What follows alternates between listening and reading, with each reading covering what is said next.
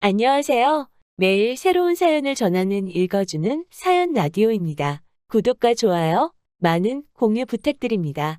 오늘의 사연 시작하겠습니다. 안녕하세요. 파렴치한 어머님 때문에 남편과 이혼 소송 중인 30대 여성입니다. 솔직히 어머님만 문제라면 이혼까지는 안 했을지도 모르겠어요. 어머님이야 안 보고 살면 그만이니까요.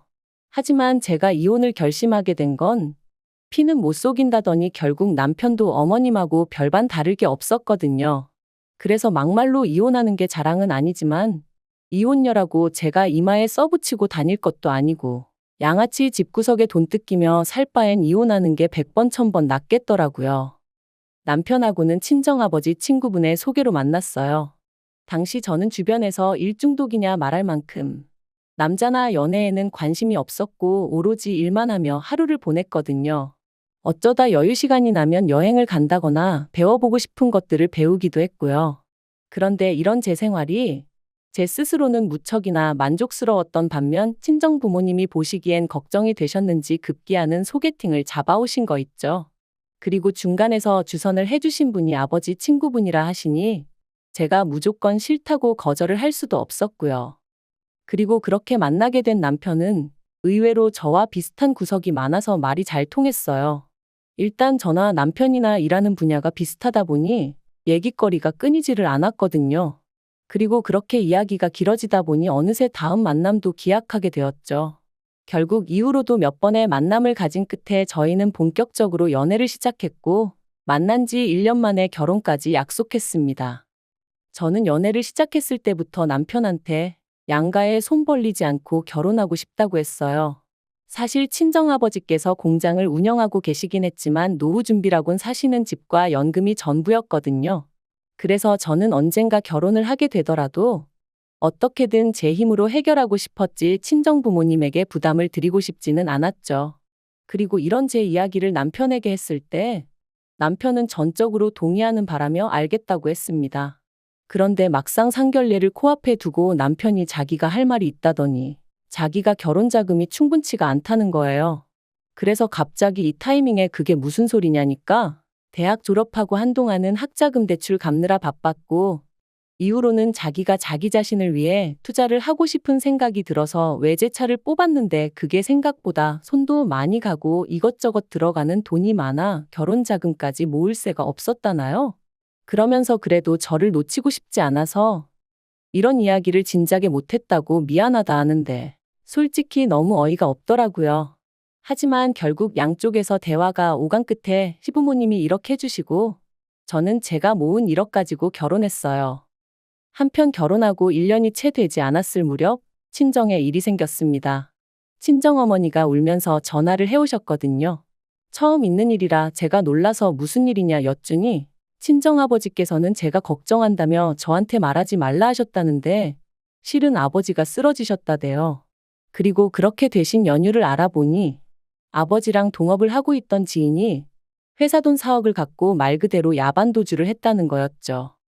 그리고 그때부터 친정아버지를 대신해 제가 어떻게든 일을 수습하기 위해 백방으로 뛰어다녀야 했습니다.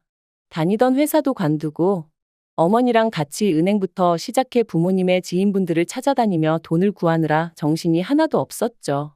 그 과정에서 온갖 싫은 소리, 험한 소리 들어야 했고 비참한 기분도 한두 번 느낀 것이 아니었어요. 하지만 일단은 아버지가 평생 해오신 사업을 어떻게든 지켜야 한다는 생각에 자존심 같은 건 다 내려놓은 상황이었네요. 그리고 죽으라는 법은 없다고 결국 우여곡절 끝에 3억을 만들었습니다. 아니, 3억을 빚졌죠. 앞으로 어떻게 갚을 것인가 그건 고민할 틈도 없었고 고민해본들 답도 없었지만 그런데 문제는 도무지 남은 1억은 어디서 구해야 할지 알 수가 없었습니다. 차마 사채를 쓸 수는 없고 그렇다고 제 이름으로 대출을 받자니 그건 남편이 동의해주지 않았어요. 야속했지만 남편 입장도 이해가 되었으니 원망하는 마음은 없었습니다. 그리고 그렇게 도통 방법을 찾을 수 없어서 반쯤 넋이 나가 있던 때 시부모님께서 연락도 없이 저희 집에 오셨더라고요. 시부모님께선 저더러 아무리 그래도 그렇지 어떻게 네 아버지 쓰러진 얘기를 안 할 수가 있냐며 저를 나무라셨어요. 하지만 사실 저는 시부모님한테는 저희 친정아버지가 쓰러지신 것도 어쩌다 그렇게 되셨는지도 알리고 싶지 않았거든요. 왜냐하면 그게 저희 아버님은 교사셨고 어머님은 젊은 시절 피아노 학원을 운영하셨는데 그래서 두 분 스스로가 이 집안은 교육자 집안이라 칭하며 사업하시는 저희 친정부님을 번번이 아주 은근히 까내리시곤 하셨으니까요. 그래서 시부모님께서 제 친정 상황이 사업 때문에 복잡해진 걸 아시면 또 듣기 싫은 소리를 하실 게 뻔하다 싶어 남편에게 절대로 말하지 말라고 했던 거였죠. 아무튼 시부모님은 질문 세례를 쏟아내시다가 이내 그래서 돈 문제는 다 해결이 된 거냐 하셨고 저는 1억만 더 구하면 이래저래 당장 고비는 넘길 것 같다고 말씀을 드렸습니다. 그러자 어머님이 대뜸 그럼 그 돈은 우리가 해줄게 그러시는데 솔직히 깜짝 놀랐어요. 그리고 순간 혹했던 것도 사실이고요. 하지만 제가 아니라고 괜찮다 했습니다. 친정부모님도 분명히 원하지 않으실 거라고 했고 여러 가지로 불편할 것 같은 촉이 왔다고 해야 할까요? 하지만 시부모님께선 고집을 꺾지 않으셨습니다. 이런 일은 원래 가족끼리 서로 돕는 거라며 저더러 부담 갖지 말라면서요.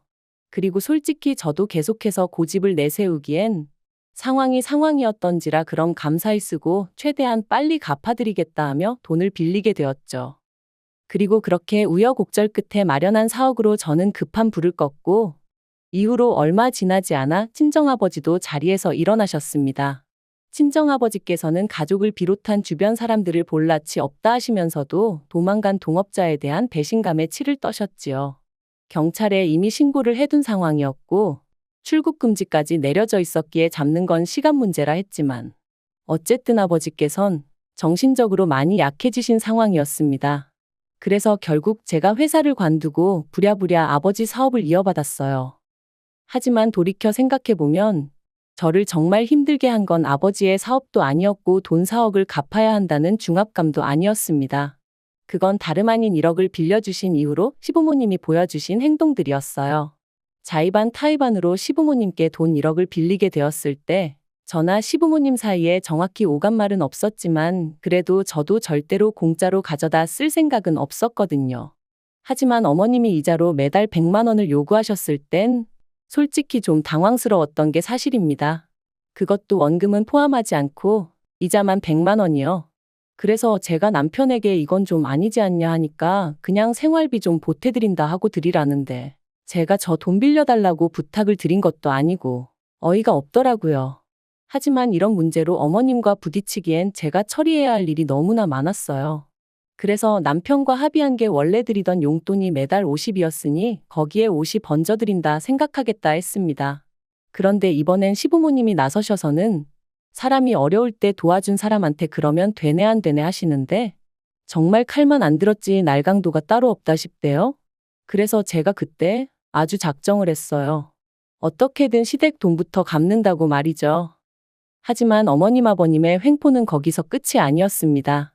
어쩌다 돈 100만 원 드리는 게 하루라도 늦어지면 저도 저희 남편도 아닌 저희 친정어머니께 연락을 하셨어요. 그리고는 이렇게 제가 밖으로만 돌 줄은 몰랐다 그러니 애도 안 생기는 거 아니겠냐. 우리는 교육자 집안이라 우리 수준에 맞는 참하고 조신한 아가씨를 원했다. 별의별 이야기를 다 해대시더라고요. 그러면 저희 친정어머니는 그래도 시부모님한테 1억을 가져다 썼다는 생각에 싫은 소리도 못하시고 죄송하다. 그리고 이런 일을 두세 번 겪고 나니까 진짜 너무 화가 나대요.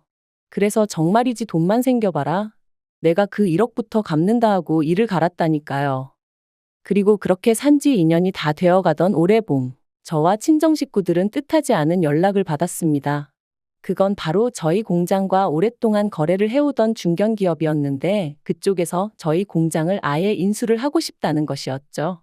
생산 라인도 추가로 설치하고 뭐 자세한 건 저희에게 말해줄 수 없다면서도 어떠냐 하는데 솔직히 저는 제발 팔았으면 싶었어요. 왜냐하면 그쪽에서 공장만 인수하는 게 아니라 저를 팀장급으로 데려가고 싶다고 했으니까요. 하지만 친정부모님, 특히나 일평생 사업을 꾸려오신 아버지가 어떤 심정이실지 도저히 모르겠어서 어떤 의견도 낼 수가 없었죠. 그런데 그 이야기가 나오고 하루 만에 친정아버지께서 팔아버리자셨습니다. 이제 이것저것 신경 쓰며 살기엔 만사가 귀찮다 하시며 동업자가 그렇게 날라버린 이후로는 솔직히 공장 생각만 해도 우라가 치밀어서 죽을 맛이셨다고요. 그리고는 저더러 잘 알아봐서 제값 잘 받고 팔아버려라 하시는데 진짜 온갖 감정이 복잡하게 뒤섞이면서 눈물이 다 나더라니까요. 일단 결정을 내리고 나니 이후에 일은 일사천리로 진행되었습니다. 제가 자세한 과정을 여기다 적을 순 없지만 결과적으로 저희는 13억이란 돈을 남겼어요. 저도 친정부모님도 모두 만족스러운 거래였고 이후로 남아있던 빚을 청산했습니다. 시댁에 지고 있던 1억도 갚았죠. 솔직히 계산해보면 1억 빌리고 1억 2천이나 드린 거지만 빌려준 사람하고 빌린 사람하고 마음이 같을 수는 없는 법이니까요. 이런저런 빚을 다 갚고 나니 남은 건 10억이었고 친정 부모님께서 저에게 3억을 주시겠다 하셨습니다. 그런데 제가 거절했어요. 당장 그렇게 큰 돈이 필요하지도 않았고 어쨌든 친정 부모님의 사업장이었던 만큼 두 분 노후 자금으로 쓰시는 게 맞다고 생각했으니까요. 그러자 친정어머니께서 그럼 당신이 잘 가지고 있다 훗날 제가 도움이 필요하다 할 때 주시겠다 하셨고 저는 그렇게 해달라 했습니다. 그리고 저희 친정부모님은 10년 넘게 타던 차를 새 차로 바꾸셨어요. 남들이 좋다 하는 외제차는 아니었지만 앞으로 두 분이 여기저기 구경도 다니고 그렇게 편하게 사시겠다면서요. 그런데 이제 이렇게 크고 작은 변화들이 저희 친정에서 생기니 남편이 도대체 무슨 일인가 싶었던 모양입니다. 참고로 공장을 팔았다던가 그런 이야기는 했지만 시시콜콜한 이야기는 안 했어요. 또 뒤에서 장사꾼이 어떻고 이런저런 이야기 나오는 게 싫었거든요. 그런데 저도 저희 남편이 그렇게 집요한 구석이 있는지는 몰랐는데 저 몰래 제 핸드폰이며 노트북이며 뒤져봤던 모양입니다. 그리고 그렇게 저희 친정 부모님에게 목돈이 생겼다는 사실을 알게 된 거죠. 저더러 어떻게 이런 이야기를 자기한테 안 할 수가 있냐면서 난리가 났어요. 그리고는 아버님 쓰러지시고 나서는 그 공장은 제가 운영한 거나 마찬가지인데 어떻게 제 몫을 하나도 안 챙긴 거냐면서 막 화를 내는 게 아니겠어요? 그래서 제가 내가 괜찮다는데 당신이 그렇게 열낼 거는 뭐냐 했습니다. 막말로 공장 일을 제가 공짜로 한 것도 아니고 그렇다고 자기가 저를 대신해서 생활비를 다 댄 것도 아니었으면서 말이죠. 하지만 남편은 그래도 그게 아니랍니다. 그리고는 저더러 어떻게 자기 밥그릇도 못 챙기냐면서 한심하네 어쩌네 말이 심해지더라고요. 그래서 제가 잘 알지도 못하면서 그런 식으로 말하지 말라며 우리 친정부모님 재산이고 그걸로 두 분이 뭘 어떻게 하시든 딸인 나뿐만 아니라 그 누구도 이러쿵저러쿵 말하면 안 되는 거라고 쏘아붙였네요. 그런데 이 촉새 같은 인간이 이 이야기를 또 그대로 시댁에 전한 모양입니다. 바로 이튿날 퇴근하고 집에 왔는데 현관에 어머님 아버님 신발이 보란듯이 놓여 있었거든요. 어이도 없고 짜증도 나고. 하지만 솔직히 말해서 남편이 모든 걸 알아버렸다는 걸 알게 되었을 때 이런 일도 생길지 모른다고 어느 정도 예상은 하고 있었어요. 그래서 어머님 아버님이 무슨 말씀을 하시건 정신 똑바로 차려야지 하고 마음을 다잡고 인사를 드렸죠. 그런데 어머님이 저더러 대뜸 괘씸하답니다. 저뿐만 아니라 저희 친정부모님도 전부 다 어떻게 사람들이 그럴 수가 있냐면서 이건 아니지 그러시는 거예요. 황당해서 빌린 돈은 다 갚았는데 도대체 무슨 말씀을 하시는 거냐고 뭐가 문제냐 했어요. 그랬더니 1억을 빌렸다고 1억으로 갚는 사람이 어디 있냐면서 공장 팔아 13억이나 받아놓고 어떻게 입을 싹 닦을 수 있냐 그런 말씀을 하시더니 대뜸 저더러 누구 덕분에 그 공장을 지켜낼 수 있었는지 벌써 다 잊었냐대요. 그리고는 덧붙이신 말씀이 가관이었습니다. 당신들이 아니었음 이런 날이 왔겠냐며 13억의 절반을 달라고 하셨거든요. 어이가 없어서 제가 막 웃었어요. 그리고는 제가 어머님더러 사채업자시냐 물었습니다. 1억 그것도 필요 없다 괜찮다 하는 걸 가족이 어떻고 저떻고 하시면서 빌려주셔놓고 2년 동안 이자라고 가져가신 돈만 2천이다. 거기다 그뿐이냐. 툭하면 내가 너희 가족한테 어떻게 했는데 하시며 이것저것 얼마나 많이 바라셨냐고 따졌죠. 게다가 그동안 저희 친정어머니 상대로 갑질도 어지간히 하셔놓고 그런 건 싹 다 까먹기라도 하신 건지 제가 어머님께 어디다 세게 머리라도 부딪히셨던 거냐고 물었어요. 그런 게 아니고서야 그동안 하셨던 행동들은 싹 다 잊으시고 대단한 은인이셨던 것 마냥 말씀하실 수는 없다고요. 게다가 13억의 절반이라니 지나가던 개도 웃겠다 했네요. 그랬더니 옆에 있던 아버님도 남편도 난리가 났어요. 13억의 절반이 제가 듣기엔 과할 수는 있어도 그래도 어떻게 며느리가 시어머니한테 말을 그따위로 하냐면서 말이죠. 그리고는 저더러 얼른 죄송하다 용서를 구하라면서 절반이 어려우면 못해도 3억은 내놓으랍니다.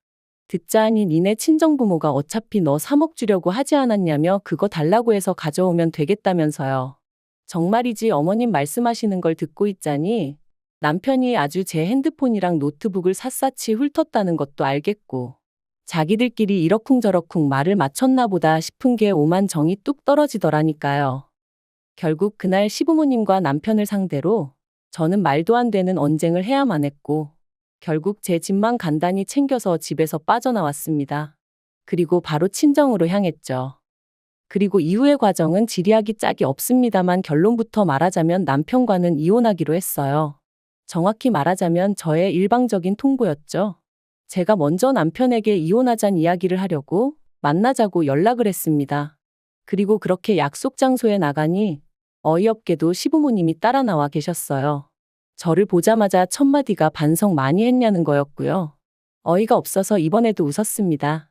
잘못한 게 없는데 무슨 반성을 하냐면서 그럴 일은 제 눈에 흙이 들어가기 전까진 없을 거란 말과 함께 말이죠. 그리고는 남편에게 이혼 서류를 던져줬어요. 이거 주러 나왔다고, 조용히 협의 이혼했으면 좋겠다고. 하지만 소송으로 가는 것도 난 두렵지 않다. 그리고 애석하게도 남편은 협의 이혼은 못 해주겠다고 나왔습니다. 저더러 3억을 가져오면 해주겠다는데 제가 미쳤나요? 그렇게까지 이혼하게? 그래서 제가 그냥 법대로 하자 했어요. 솔직히 절대 제가 질 것 같지 않거든요. 시부모가 친정부모 재산 뺏어오라는데 그것부터가 제정신이 아니잖아요. 다행히 저희 둘이 살던 집은 전세여서 집주인에게 이혼 서류 냈다는 말과 함께 사정 설명하니까 뭐 그런 집구석이 있냐면서 계약은 빠른 시일 내에 정리해주겠다 했습니다. 그래서 엊그제 남편하고 보증금 반반 갈랐고요. 같이 쓰던 가정가구들은 시댁엔 둘 곳이 없다 하고 그래서 팔건 팔고 그렇게 정리했어요. 남편은 이혼을 안 할 건데 이걸 왜 정리하냐면서 난리부르스를 쳤지만 어머님이 먼저 그럼 이걸 어디다 다 두고 이고지고 살 거냐 화를 내시니까 찍소리 못 하던걸요. 참고로 어머님은 남편이 본가에 들어가 지내야겠다니까 내가 40 넘은 아들 뒷바라지나 해야겠냐며 아주 우울해 하시더라네요. 아무튼 지금 제가 바라는 건 그저 빨리 이 이혼 소송이 끝나서 다시는 그 염치 없는 면상들 안 보고 사는 것 뿐이에요. 혼자 잘 살다가 얼떨결에 결혼해서 이혼녀 딱지를 달게 된 게 억울하긴 하지만 인생 공부한 셈 치고 앞으로는 더 현명하게 살아가겠습니다. 긴 이야기 들어주셔서 감사합니다. 오늘의 사연은 여기까지입니다. 구독과 좋아요, 알람 설정해주시면 앞으로 더 좋은 사연으로 찾아오겠습니다. 감사합니다.